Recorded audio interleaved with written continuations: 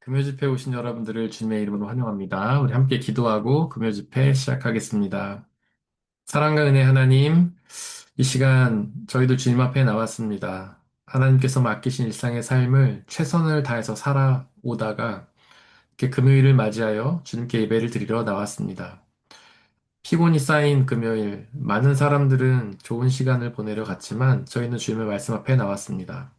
하나님의 말씀으로 우리를 치유하여 주시고 회복시켜 주시고 주님의 놀라운 기쁨을 우리에게 허락하여 주옵소서. 이 시간 오직 주님의 말씀만이 선포되게 하시고 말씀을 가로막는 모든 세력들을 물리쳐 주옵소서. 우리 주 예수 그리스도의 이름으로 기도드렸습니다. 아멘. 네, 금요 집회 오신 여러분들 환영합니다. 저희가 누가복음 1장 16절 말씀 나누고 있는데요. 오늘도 이어서 가보도록 하겠습니다. 저희가 지금 계속해서 세례 요한의 사명에 대해서 이야기를 하고 있는데요. 지난 시간에 16절에 대해서 이야기를 했었죠. 이제 세례 요한은 이제 중요한 게 우리에게 기쁨을 주는 사역. 사실 우리에게 기쁨은 굉장히 중요하죠. 음, 그러니까 실존주의 철학자들, 네, 그중에 대표적으로 키에르케고르가 말하는 것처럼 모든 사람들은 이제 불안을 느끼고 있습니다. 불안. 그 불안이 얼마나 힘든 것입니까? 불안 때문에 우리는 스트레스도 많이 받고 날마다 낙심하고 좌절할 수도 있고 그런 낙심과 좌절이 심해지면은 우울증에 걸리기도 하고 뭐 공황장애를 앓기도 하고 그렇지 않습니까? 요즘에 그 우울증 환자들 정말 많잖아요. 특별히 공황장애를 앓는 사람도 되게 많고요. 근데 그런 것들의 근원에는 이제 불안이 있는 거죠. 그래서 세례 요한이 이제 기쁨을 우리에게 주는 사역, 굉장히 중요한 것입니다. 그것이 가장 근원적인 사역이라 할 수 있어요. 불안 때문에 우리는 많은 이제 죄도 짓고, 이제 죽음의 공포 때문에 어, 힘들어하죠. 근데 이 기쁨을 주는 사역은 이런 모든 불안함, 죄와 죽음의 근원인 불안을 이제 제거하는 사역이기 때문에 굉장히 중요하고요. 예수님에 관한 소식, 우리가 복음이라고 하는데, 이제 헬라어로 유앙겔리온이죠.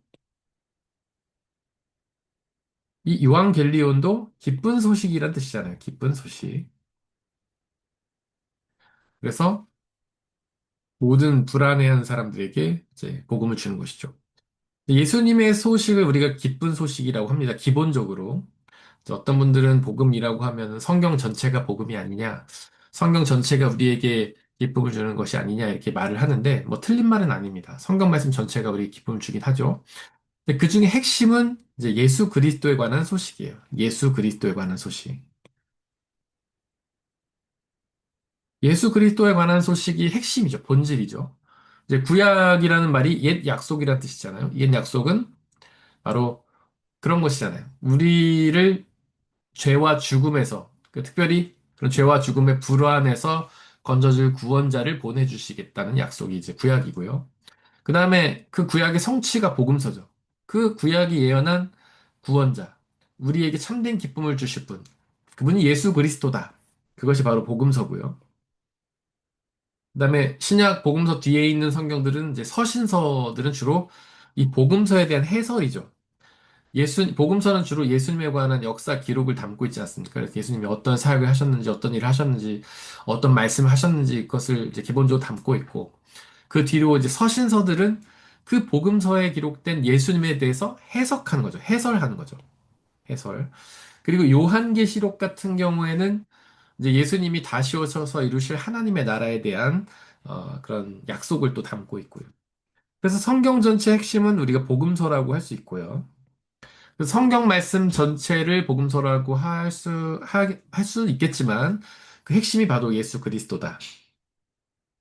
그 예수님의 핵심 복음을, 이제, 그것이 진짜 예수님의 말씀이 기쁜 소식이고, 그보다 바로 앞서서 기쁨을 주는 사람이 있었는데, 그것이 바로 세례 요한이죠.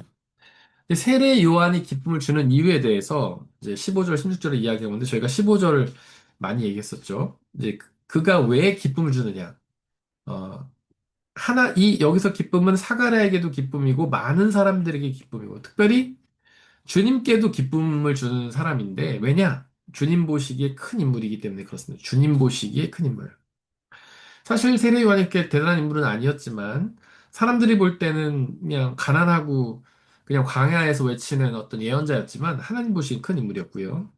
근데 포도주와 독한 술을 입에 대지 않아서 사람들의 기분이 좋다. 여기서 그러니까 이 포도주와 독한 술을 입에 대지 않았던 것 자체가 사람들의 기분 좋다기보다는 이 말이 뭐냐면 나실일이라는 뜻이에요. 나실인. 이제 구약 성경의 나실인 잘 아시죠? 뭐 삼손 같은 사람들이 나실인이었지 않습니까? 나실인은 이제 특별히 구별된 사람이죠. 그들은 머리도 자르지 않고 뭐 여기서 말한 것처럼 포도주나 독한 술을 입에 대지도 않고 이제 사람들과 이렇게 아무런 사람들과 어울리지도 않고 뭐 굉장히 절제된 삶을 살고 거룩한 삶을 살았는데 그 이유가 뭐냐면 하나님께서 그들을 특별히 택하셨기 때문에. 그래서 여기서 포도주와 독한 술 입에 대지 않았기 때문에 사람들과 하나님의 기쁨을 줬다는 것은 그가 이 술을 마시지 않아서라기보다는 그가 나신이기 때문에 하나님 앞에 구별된 사람으로서 특별한 삶을 살았기 때문에 하나님께 기쁨이 되었다. 사람의 기쁨이 되었다. 이렇게 이해를 하시면 됩니다. 그 다음에 그 이유는 이제 성령을 충만하게 받을 것이며 성령으로 충만했기 때문에 하나님과 사람에게 기쁨이 되었죠. 그 지난 시간까지 얘기했고요. 그 다음에 16절에서 이야기하는 것은 많은 사람을 그들의 주 하나님께로 돌아오게 할 것이다. 이 돌아오게 할 것이다 때문에 세례 요한은 하나님과 많은 사람들에게 기쁨을 준다라는 것이죠. 일단 많은 사람들을 돌아오게 한다는 것이 하나님에게 기쁨이 되는 이유는 하나님의 자녀들이 죄를 짓고서 하나님 나라에서 멀어져 가지고 이제 제갈길로 다 흩어져서 멸망당할 수밖에 없고 하나님 나라에서 멀어지게 됐지 않습니까? 그들을 돌아오게 하기 때문에 하나님께로 다시 돌아오기 때문에 하나님은 기쁘신 거예요. 자, 우리가 하나님을 사랑이시다라고 요한일서는 계속해서 이야기하죠. 특별히 4장 16절에서 분명히 얘기합니다. 하나님은 사랑이시다. 죄송합니다. 제가 너무 위에 써가지고 얘가 화면이 넘어가 버리네요. 하나님은 사랑이시다. 여기서 사랑은 아가페의 사랑이죠. 하나님의 영원하고 완전하신 하나님 사랑.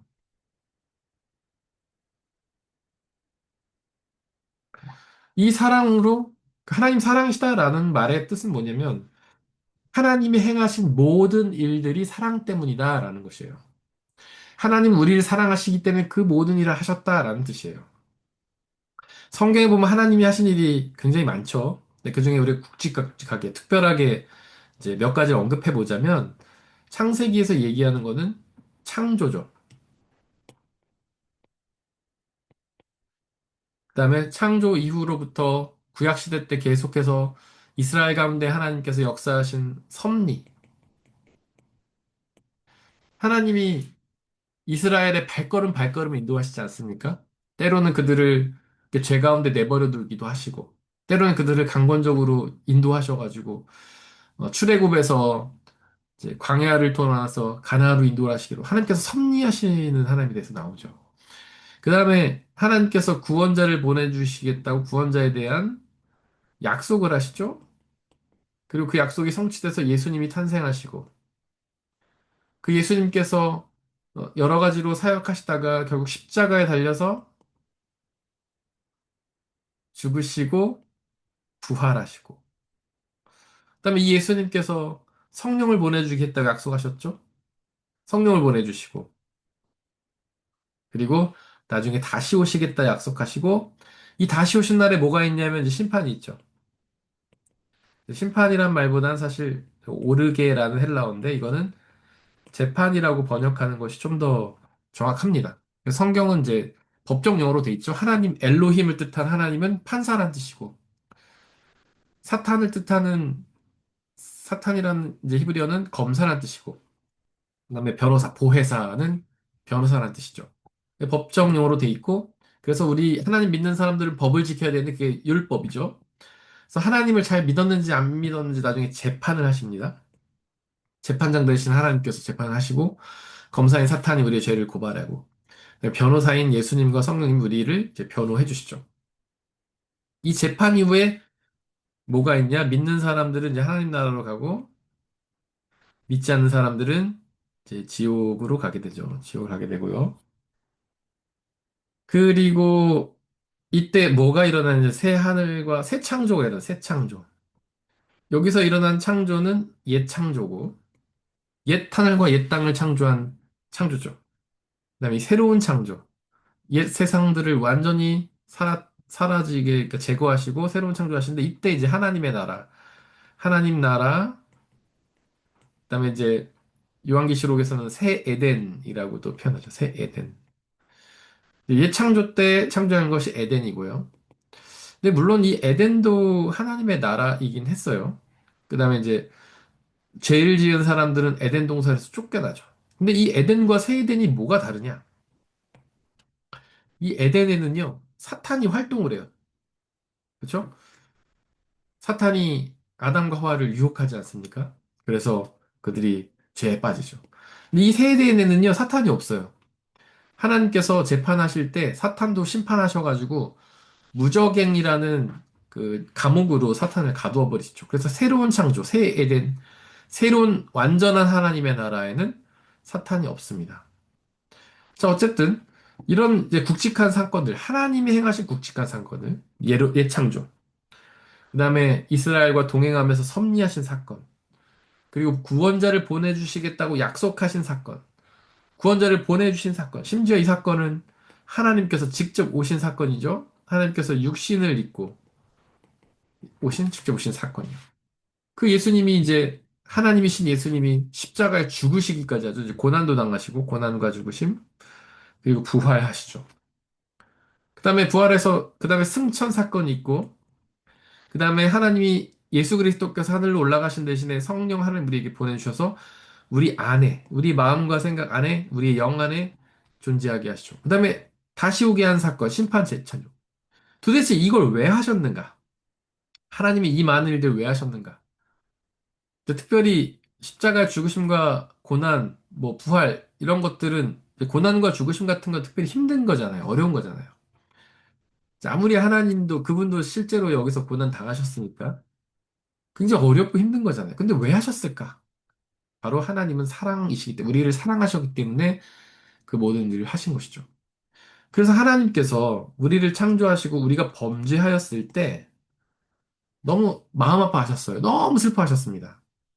왜냐면 하나님께서는 창조하신 이유도 사랑이잖아요. 우리를 사랑하시려고 창조하신 거잖아요. 근데 우리가 범죄했어요. 이 뭐냐? 바람 피운 거예요. 범죄는 제가 지난 시간에도 얘기했지만 하나님 믿지 않는 불신앙이고 하나님이 아닌 다른 존재를 믿는 우상숭배고 하나님이 아닌 자기중심적으로 사는 교만이고 하나님보다 하나님의 말씀에 대한 불순종과 태만의 죄를 짓는 것. 이것이 바로 범죄잖아요. 그러니까 다른 말로 하면 이게 바람핀 거예요. 외도한 거죠, 외도. 바람핀 거죠. 원래 우리는 하나님과 사랑하기 위해 창조된 존재입니다. 하나님이 사랑하셔서 창조한 존재이기도 하고 하나님께 사랑을 드리기 위해서. 그러니까 하나님 입장에서는 하나님께서 우리를 사랑하시기 위해 창조하신 것도 되지만 우리에게 사랑받기 위해 창조하신 것도 되죠. 근데 이 범죄하면서 사람들이 하나님을 외도 떠나가지고 사탄에게로 가버려요. 사탄의 음성에 순종해버렸어요. 그러니까 하나님과 우리의 사랑이 깨졌죠. 짝사랑이 돼버린 거. 하나님 우리를 향한 짝사랑이 돼버린 거죠. 하지만 이제 우리 같은 경우에는 짝사랑 못 견디잖아요. 이제 우리 혼자 사랑하는 거 못 견디죠. 그래서 마음을 접어버리지 않습니까? 뭐 그래도 끝까지 짝사랑하는 사람도 있긴 하지만 대부분의 경우에는 이루어지지 않을 사랑은 포기하죠. 근데 하나님은 끝까지 짝사랑하셔가지고 그 다음 일들을 계속 이루시는 거. 범죄한 우리를 위해서 역사하시고 섭리하시고 범죄한 우리를 위해 구원자를 보내주시고 실제로 당신께서 육신의 몸을 입고 오셔서 이 땅 가운데서 고통당하다 죽으시고 또 부활하시고 성령 하나님 우리 안에 보내서 함께 계시게 해주시고 다시 오셔서 우리를 심판할 거라고 얘기해 주시고 이 구원자 예수님과 그의 제자들 그 뒤로 많은 사람들이 계속해서 예수님의 복을 전하면서 사람들에게 그 사랑을 구애하고 다녔던 거 아니에요. 나는 아직도 너를 사랑한다. 제발 돌아와라. 그런데 이 사명을 누가 감당했냐? 돌아오라는 사명. 하나님께로 돌아오라라는 선포를 누가 한 거냐면 바로 세례 요한이 한 거예요. 돌아오라. 아까 16절 읽은 것처럼 하나님께로 돌아오게 할 사명. 그것을 세례 요한이 하는 것이죠. 그러니까 14절에 기록된 것처럼 하나님 보시기에 얼마나 이쁘셨겠어요. 그는 내게 기쁨과 즐거움이 된다. 많은 사람이 기뻐할 것이다. 하나님 보기에도 큰 인물이다. 왜? 많은 이스라엘 자손 가운데서 많은 사람을 그들의 주 하나님께로 돌아오게 할 것이기 때문에 그래요. 하나님의 짝사랑을 이루어드릴 존재인 거죠.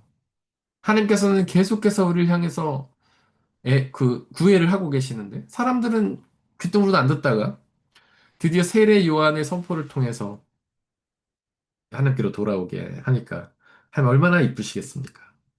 물론 세례 요한 말고도 당시에 이제 예언자들이 많았죠. 세례 요한을 우리가 마지막 예언자다 이렇게 표현해요. 왜냐하면 예언자는 이제 구약에 보통 있었거든요. 신약에 넘어오면 예언자의 시대가 아니죠. 신약에는 예언자 시대가 아니고 사도의 시대, 제자의 시대고, 신약은 예수님과 사도들, 제자들의 시대고, 구약은 이제 예언자의 시대죠.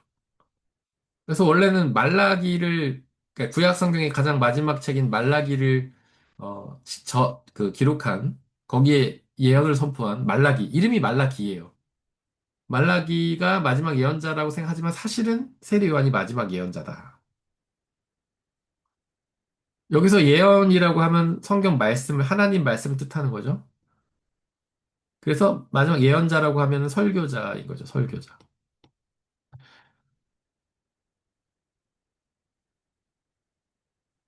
기존에 많은 예언자들이 있었는데, 구약 성경에 보면 수많은 예언자들이 나오죠. 근데 이 예언자들이 크게 두 가지로 구분됩니다.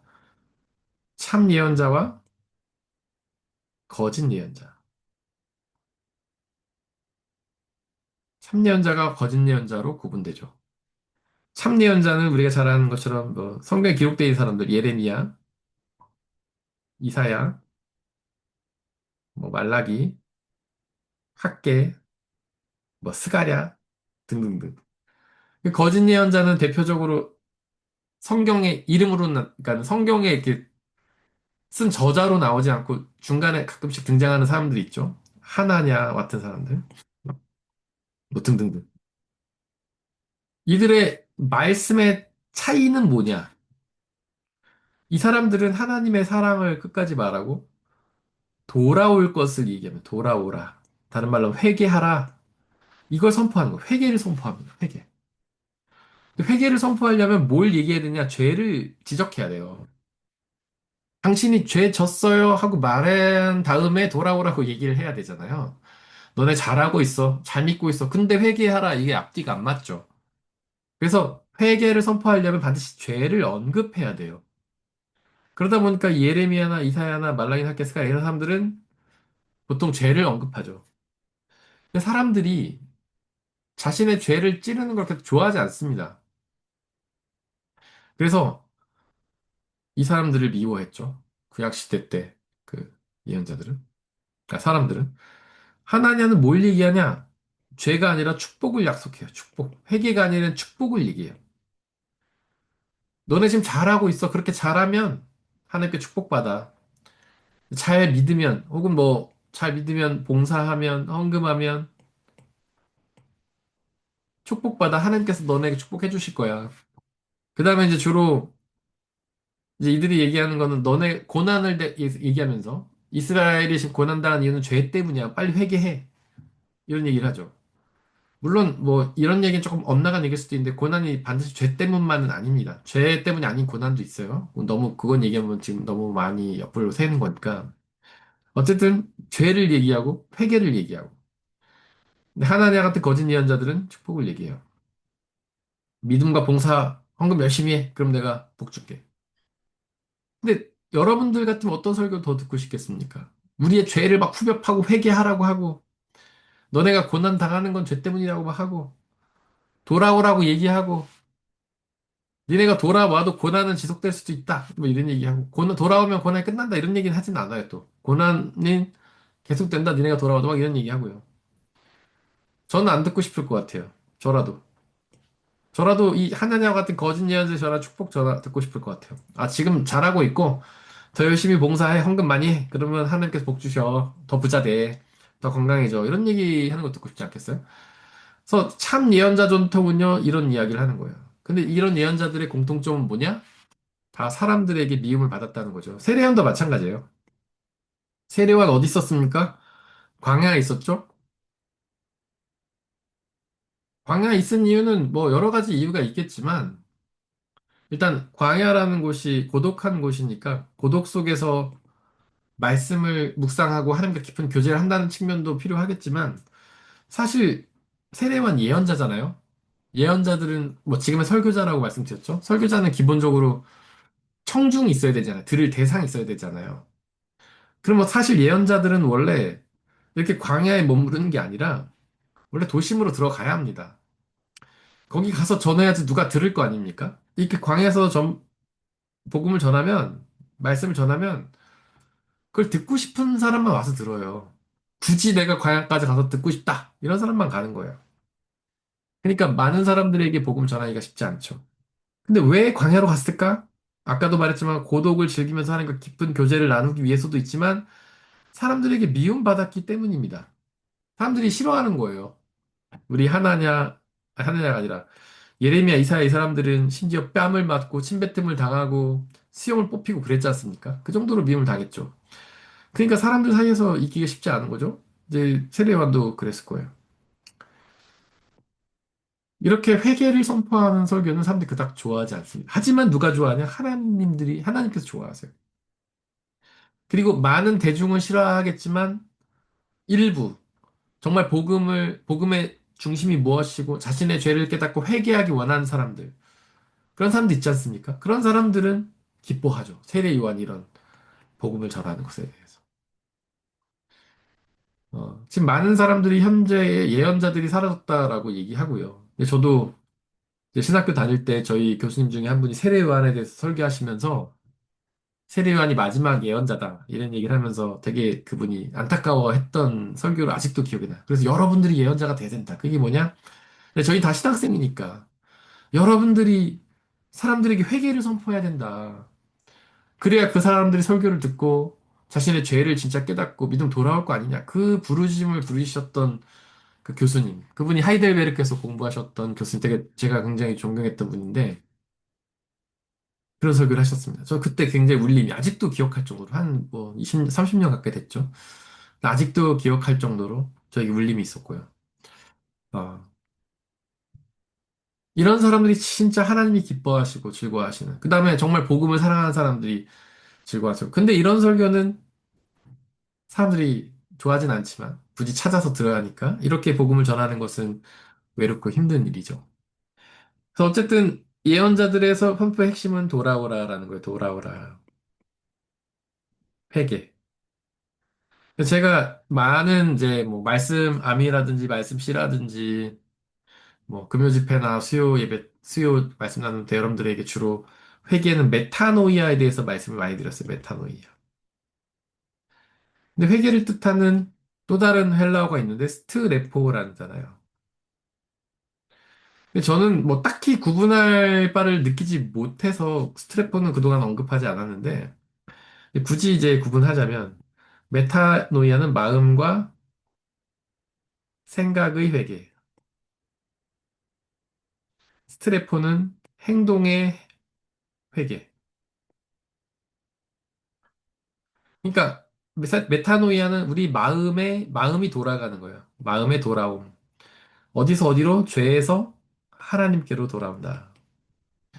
스트레포는 행동의 회개인데 죄된 삶을 살던 삶에서, 그러니까 하나님을 믿지 않던 삶, 하나님이 아닌 다른 것을 더욱 사랑하던 삶, 하나님보다 자기중심적으로 살았던 삶, 하나님보다 하나님 말씀에 불순종하고 태만했던 삶에서 돌이켜서 이제 하나님 중심의 삶, 성경은 의라고 하죠. 의. 하나님의 뜻에 순종하는 삶, 하나님 온전히 믿는 삶, 하나님이만 사랑하는 삶, 자기 자신보다 하나님 더욱 사랑하는 삶, 하나님 명령에 순종하는 삶으로 돌아가는 것이다. 근데 이 두 가지를 이렇게 구분하는데 제가 굳이 구분할 필요를 못 느낀다는 이유는 뭐냐면 마음의 생각에 회개가 있으면 행동이 따라오게 돼 있다는 거죠. 그럼 따로 사실 이렇게 딱 분명히 구분되고 잘리는 건 아니에요. 제가 봤을 때는 그렇습니다. 마음과 생각의 회개가 있으면 행동의 회개가 따라오죠. 네, 뭐 어떤 사람들은 행동이 먼저 돌아서면 마음이 돌아서는 거 아니냐 이렇게 얘기할 수도 있겠지만 사실 순서상으로는 마음과 생각이 먼저 변해야지 이제 행동이 변하는 거죠. 마음과 생각을 다른 말로 하면 뭡니까? 영이죠, 영. 우리의 마음과 생각, 영. 우리의 마음과 생각은 이제 성령 하나님과 악한 영이 활동을 하죠. 성령 하나님 우리 마음에서 활동하시면서 하나님의 생각을 불어넣죠. 악한 영은 우리 마음에서 활동하면서 악한 생각들, 죄된 생각을 불어넣죠. 그래서 성령으로 충만한 사람들은 하나님 생각을 하게 되어 있고요. 악한 영으로 충만한 사람들은 죄악된 생각을 하게 되어 있죠. 그래서 성령으로 충만한 사람들, 머릿속에 성령만 가득한 사람들은요, 이 행동이 성령의 행동으로 따라오게 돼 있어요. 그래서 마음과 생각의 회개는 다른 말로 하면 성령 충만인데, 이렇게 성령으로 충만하면 우리의 행동이 따라오게 돼요. 이거는 인과관계예요. 인과관계. 우리의 노력과 성과가 아니에요. 노력과 의무, 뭐 행동 이런 게 아니에요. 근데 우리는 자꾸 이거를 우리의 노력이라고 생각하니까 실패하는 겁니다. 그래서 행동의 회개, 아, 내가 이제 죄악된 삶을 떠나서 하나님 주심의 삶을 살아야지 하고 요이 땅 하면서 뭔가 자꾸 노력을 하려고 하니까 실패하는 겁니다. 노력하다 실패한 게 대표적인 게 뭐예요? 성경에 나오는 노력하다가 실패한 케이스. 율법주의자들이죠. 이렇게 노력하다 실패한 사람들은 어떤 결과를 낳냐? 일단 실패. 절대 성공하지 못해. 자신의 의지로 노력해서 되려고 하는 사람은 절대 성공할 수가 없습니다. 우리 의지가 얼마나 발각합니까? 그리고 설사 의지가 아주 강하다 하더라도 아무리 노력한다고 해도 우리는 완전히 성공할 수가 없어요. 우리가 하나님의 법을 완전히 어떻게 지킵니까? 예를 들어서 안식일법. 우리가 100% 지킬 수 있어요? 예를 들어서 뭐 작정하고 빼먹는 경우도 있지만 그렇지 않고 내가 매주 지켜야지라고 하나님께 서원하고 약속한다고 해도 그게 가능한가요? 갑자기 너무 아파서 못 갈 수도 있잖아요. 불의의 사고를 당해서 못 갈 수도 있잖아요. 제가 옛날에 교회 오는 길에 교속도로에서 막혀가지고 2시간 동안 그 자리에 서 있으면서 교회를 늦었잖아요. 못 온 건 아니었지만. 이게 마음 먹다고 되는 게 아니잖아요. 율법주의는 반드시 일단 실패하고요. 그다음에 율법주의자는 어떻게 되냐? 이제 위선에 빠져요. 위선. 이제 성경에서는 외식이라고 표현하는데 위선 혹은 뭐 가식이죠. 그다음에 연기.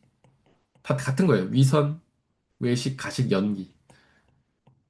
연기하게 되죠. 자신의 노력으로 절대로 율법시킬 수가 없는데 맨날 실패하는데 겉으로는 잘 지킨 척 하니까 연기하게 되죠. 그래서 이 행동의 회개는 절대 노력으로 이룰 수가 없는 거예요. 반드시 실패합니다. 그래서 어떻게 해야 되냐? 우리는 성령의 충만함을 위해서 기도해야 되는 거예요.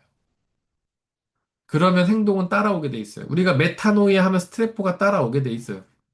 그래서 제가 굳이 메타노이아와 스트레포를 딱히 구분하지 않고 말씀을 드리는 건데 어쨌든 우리가 성경 안에서는 메타노이아와 스트레포가 따로 나오니까 이렇게 말씀드리고요. 저는 사실 메타노이아가 우선이고 스트레포는 나중이다라고 생각해서 메타노이아만 말씀드리지만 또 어떤 사람들은 스트레포가 결정적인 거 아니냐, 결과적인 거 아니냐. 그러니까 메타노이아를 굳이 언급할 필요가 없고 스트레포만 하면 되는 거 아니야? 이렇게 말할 수도 있습니다. 뭐 다 맞다고 저는 생각해요. 그냥 관점의 차이고요. 어쨌든 중요한 건 우리의 마음과 생각이 먼저 회개해야 우리의 행동이 따라온다. 근데 마음과 생각의 회개는 성령의 충만함을 이루는 것이다. 성령의 충만함을 어떻게 이루는 거냐? 우리의 마음과 생각에 성령 하나님이 가득 차는 것이니까 다른 말로 하면 우리가 항상 성령 하나님만 생각하고 항상 성령 하나님으로 기뻐하는 그것이 돼야 되는 것이니까 우리가 기도와 말씀으로 수시로 기도하고 말씀하면서 성령 하나님으로 충만해가지고 마음과 생각 회개 이루어야 된다라고 말씀드리고 싶고요. 이 기도와 말씀도 제가 늘 말씀드리지만 기도는 이렇게 뭐 여러 가지 있잖아요. 통독은 이제 기도는 고독한 기도가 있고 일상 기도가 있잖아요. 고독한 기도는 혼자 어디 골방 같은 데 들어가서 하는 골방 기도. 고독 기도가 아닌 골방 기도죠. 고독한 기도. 일상 기도는 이제 하루에 3번 기도하는 거. 아침에 사도신경, 점심에 십기명, 저녁에 주기도문. 3번 기도. 그다음에 수시기도, 키리에 엘레이손. 주님께 항상 키리에 엘레이손. 어떤 사단의 유혹이 올 때, 공격이 올 때마다 키리에 엘레이손 외치면서 기도하는 것. 우리가 이렇게 기도하고 말씀을 틈만 나면서 묵상하고 아침 저녁 묵상하고 제일 좋은 건 암송이에요. 말씀을 암송하면 CPR 같은 거죠. 우리가 미급한 상황에 말씀을 떠올려서 할 수 있잖아요. 우리가 긴급한 상황에 우리 유혹이 막 찾아왔을 때 힘들 때 성경을 펼치기 어려울 때가 있지 않습니까? 그때는 머릿속에 암송했던 걸 탁 떠올리면서 우리가 그걸 가지고 힘을 얻어야 되는데 그걸 우리가 암송은 CPR이다 이렇게 표현하죠. 그래서 날마다 암송하면서 이렇게 주야로 기도와 말씀 묵상으로 성령 충만하면 우리는 이 스트레포 행동의 회개를 이룰 수 있다라는 것이죠. 함께 기도하고 집회 마치겠습니다. 사랑과 은혜 하나님, 저희도 세례 요한처럼 하나님을 기쁘게 하고 사람들에게 기쁨이 되는 그런 예언자와 같은 삶을 살기를 원합니다. 그렇게 살겠습니다. 하나님 도와주옵소서. 성령으로 충만하게 하시어 우리가 온전한 회개를 이루게 하시고 우리의 삶이 우리의 마음과 생각을 따라 변화되어 우리가 온전히 회개하여 하나님의 뜻에 순종하며 하나님의 영광을 위해 사는 삶을 살 수 있도록 아버지 하나님 역사해 주옵소서. 이제 주말을 맞이합니다. 온전히 하나님 기도와 말씀 묵상으로 하나님 더욱더 기억하고 성령으로 충만한 삶을 살아서 오로지 부활의 예수님과 그 예수님이 주시는 영원한 생명을 소망하며 참된 기쁨을 누리는 복된 주일이 될 수 있도록 아버지 하나님 역사해 주옵소서. 특별히 이번 주일은 야외 예배인데 좋은 날씨 주시고 저희가 하나님 창조하신 그런 피조물 가운데에서 기쁨과 행복을 누리는 복된 시간 될 수 있도록 내일 도와주옵소서. 감사합니다. 우리 주 예수 그리스도의 이름으로 또 드렸습니다. 아멘.